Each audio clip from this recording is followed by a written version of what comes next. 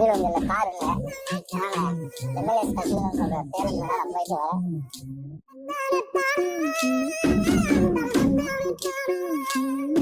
பெரிய பிள்ளைகளும் குடிசையும் கோபுரமா மாத்தி காமிச்சதுதான் தமிழக முதலமைச்சர். நன்றி சொல்லிட்டு அப்புறம் என் கால் கவசமான காலநிலை அணியதான் நான் முடிவு பண்ணிருக்கேன். ஏன்னா என் தொகுதி நான் ஒருத்து நன்றி கௌரவம் இருந்தா என்னுடைய தொகுதி மக்கள் 1,00,000 பேர் பயனடைவாங்க. என்னுடைய 1,00,000 மக்களுடைய நலன் தான் முக்கியம். என்னுடைய தனிப்பட்ட கௌரவம் அதை விட சிறுமையானதுதான். டிவிகே கோயம்புத்தூர் ஈஸ்ட்னு சொல்லி ஒரு ட்விட்டர் பேஜில் நான் ஒரு பதிவு ஒன்று பார்த்தேன்.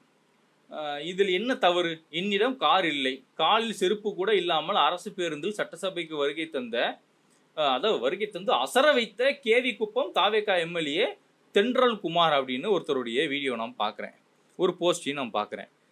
எனக்கு என்னென்னா, பாவம் ஒரு சாமானியனுக்கு வந்து வாய்ப்பு கொடுத்துருக்குறாங்க, ஒரு வேளை டிவிக்கு நல்ல கட்சி தான் போல் ஏதோ புரட்சி பண்ணியிருக்காங்க நம்ம நினச்சோம்னா, கூடையே அவரை பற்றி விசாரிக்கும் போது ஒரு விஷயம் தெரிய வருது. என்னென்னு, அவருக்கு சொத்து மதிப்பே கிட்டத்தட்ட ஒரு 2.8 கோடி ரூபாய்க்கு அவருக்கு சொத்து இருக்குது. வருமானம்னு சொல்லி வருஷத்துக்கு 8.3 லட்ச ரூபா கணக்கு வேற காமிச்சிருக்காரு. இப்பேற்பட்ட ஒரு நபருக்கு கார் இல்லையா, கார் கூட இல்லைங்கிறத கூட விட்டுருங்க, போட்டுக்க செருப்பு கூட இல்லாமல் அவர் வந்து சட்டமன்றத்துக்கு வந்தார்.